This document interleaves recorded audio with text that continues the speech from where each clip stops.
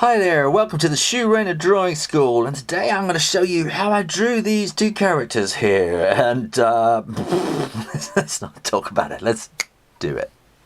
Okay, well I'm going to use a pencil and a pen and an eraser, and this is kind of how I work really. I'm just going to put it on the basic kind of, so I just want to know what kind of space I've got to work within. That's kind of it there, isn't it? Yeah. So I get quite a lot of people contact me and say, how do you draw people?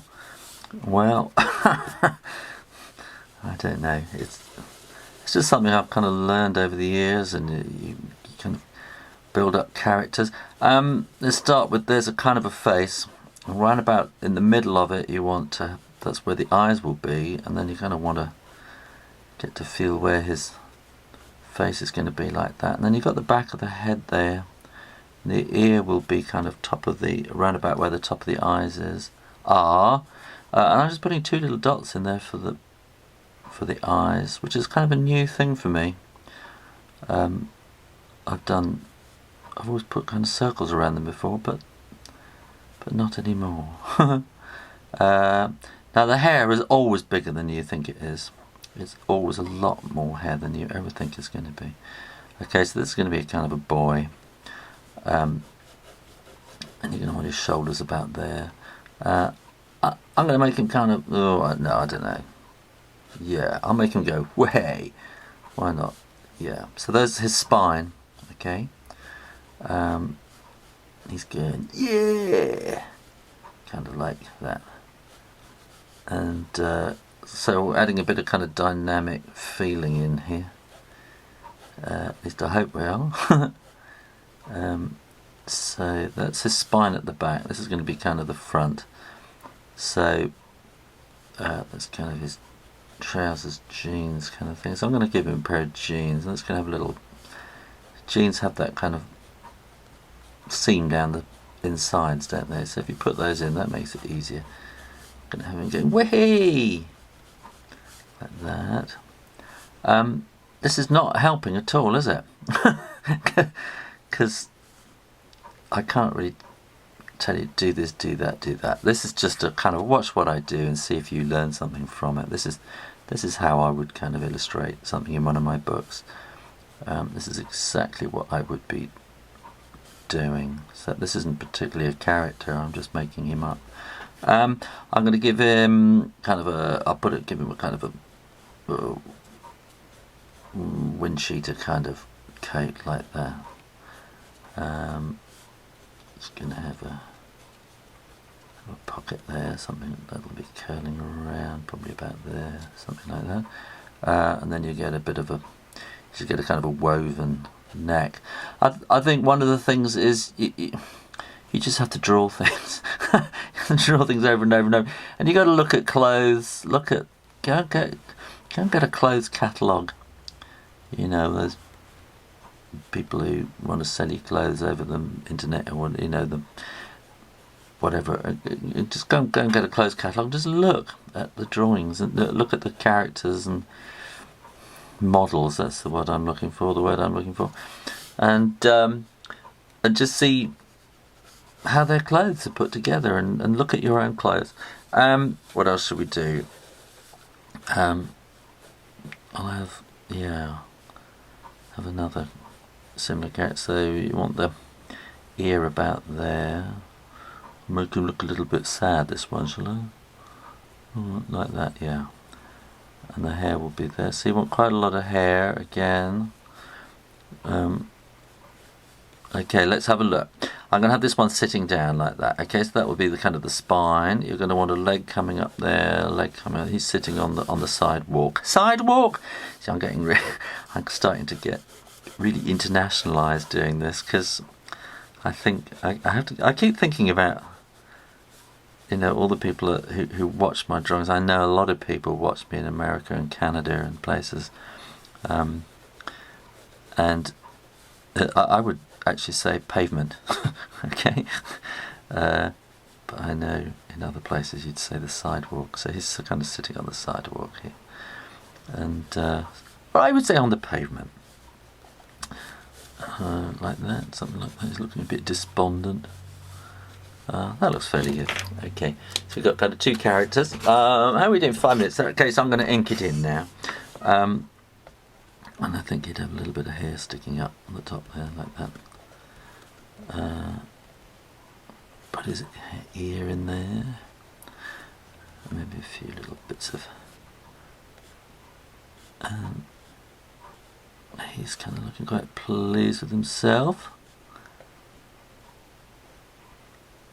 Like that. And he's just got a kind of a t-shirt on underneath. And we could have that kind of zip feeling there. And that would be going there, right. And then we've got a kind of a knitted. You do with that, don't you? Coming up round like that. Now, a lot of people say, how do you draw cloth? Well, I don't know.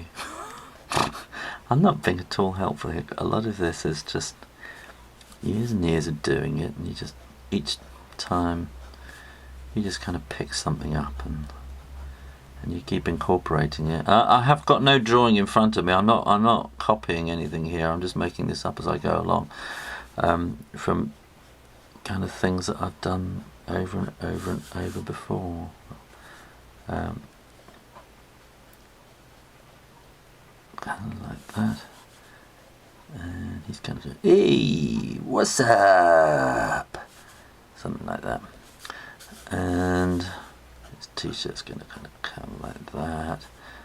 You're going to get his, fly zip kind of thing there.